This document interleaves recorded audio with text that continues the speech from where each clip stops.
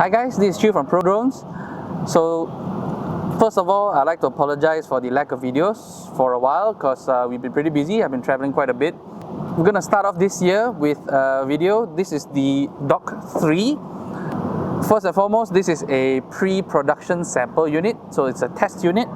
Not everything you see here will be final, and as of this moment, we don't have the final specs yet that are going to be published, so I can't give you any exact figures yet. So first and foremost, for those who are not familiar with what a dock is, another common term used for it is called nest.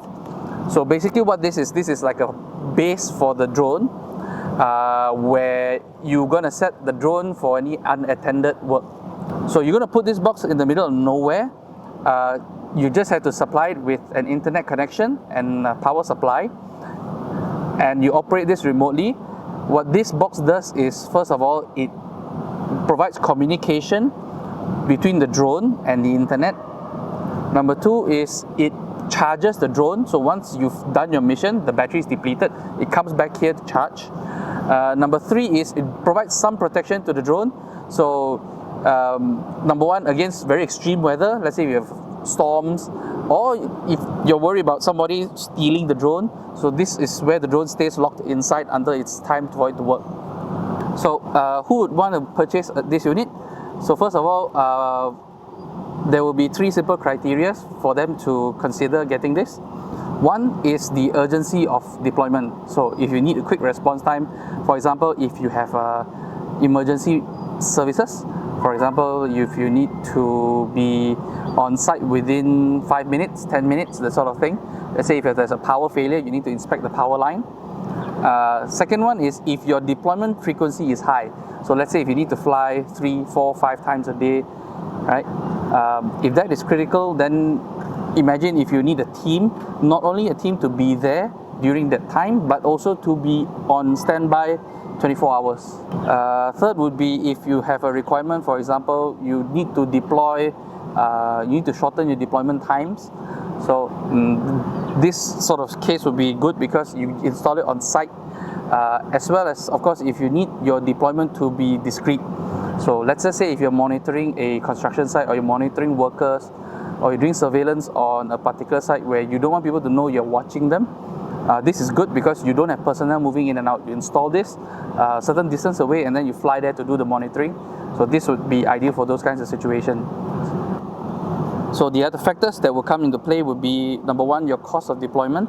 If you have X number of teams to cover, let's say 24 hours or one flight a day or 2 flights a day, distance to your deployment site, your deployment cost, frequency, as well as, of course, your any cost involved for delays. So let's just say if you have a particularly sensitive operation which is sensitive to deployment time or response time, this will come in handy because it's already there and you can deploy with the click of a button. So several key points about this case. As usual, the drone and the case are IP rated, so they are both weatherproof, whether it's open or closed. Second is the operating software is still the DJI Flyhub 2, which is cloud-based. So when it's cloud-based, you have the advantage of having it, number one, accessible anywhere. Number two is you have a very high uptime because if you deploy it in the cloud, especially services such as AWS, they have redundancies and you can have it shifted from place to place. So you have a very high uptime. It's very reliable in that sense. And because it's also deployed in the cloud, it's easily accessible by anyone, anywhere. So let's say if you have a requirement for video to be streamed halfway around the world, or if you're on holiday and you just need to check on something, you can do this anytime. So in a while more, we're going to do a deep dive and close-up look.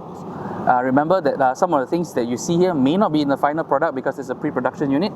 But yeah, just go take a closer look at this machine. Alright, so from at the top, you can see the most noticeable things are, one, this tower little here, and this little metal pad. So this metal pad is actually the rain sensor. Here you have the anemometer, which is actually the wind speed gauge, and you have a camera as well as a spotlight. So in the dark, you can actually illuminate the area here and actually see what's going on. So you can actually see the surface here to get a feel of how much rain there is, and from the camera you can work out what the cloud situation is like. Now we circle onto this side. There's nothing much except for the lights on the corners. Now these are like warning indicators, right? And these can be switched off if necessary. Now here is a little bit of a big change.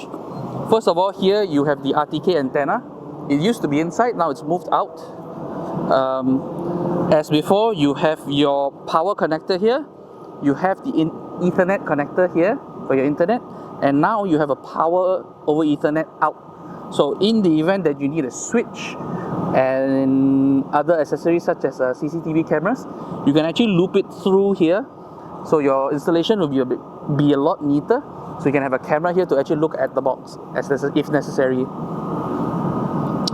Here they have a port here for an accessory which we're not sure what it is yet. DJI won't inform us.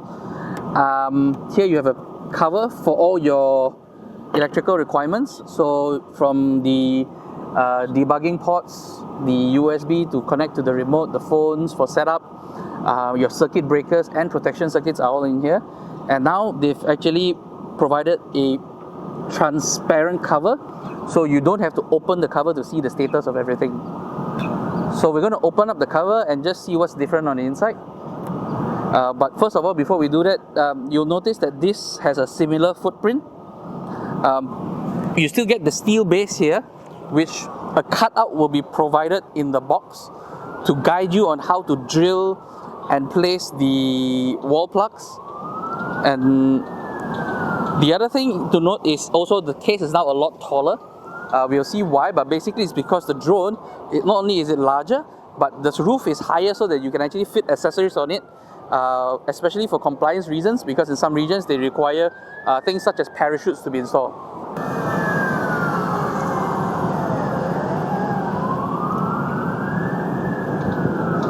Okay.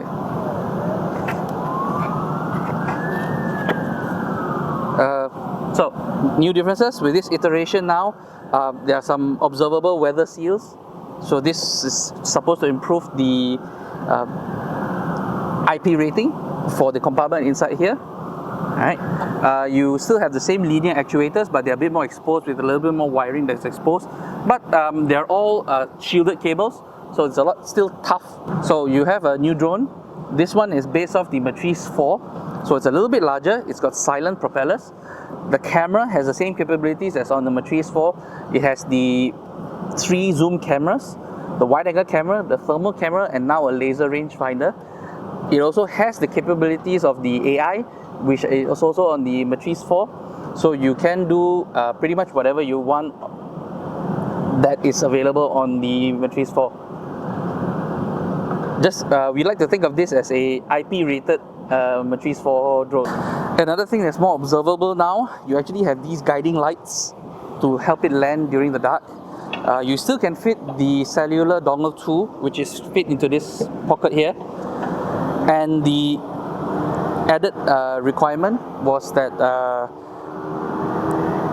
because of installations here in Malaysia, they kept complaining that the cooling system was insufficient. You now actually have an upgraded cooling system. We're not sure by how much, but we find that it keeps the temperature a lot lower and a lot more stable than before. As before, you have another camera on the inside with the light here.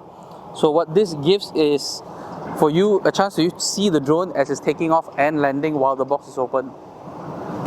I hope this video has been informative to you about the dock. If you need more information, put the comments below or you can email us.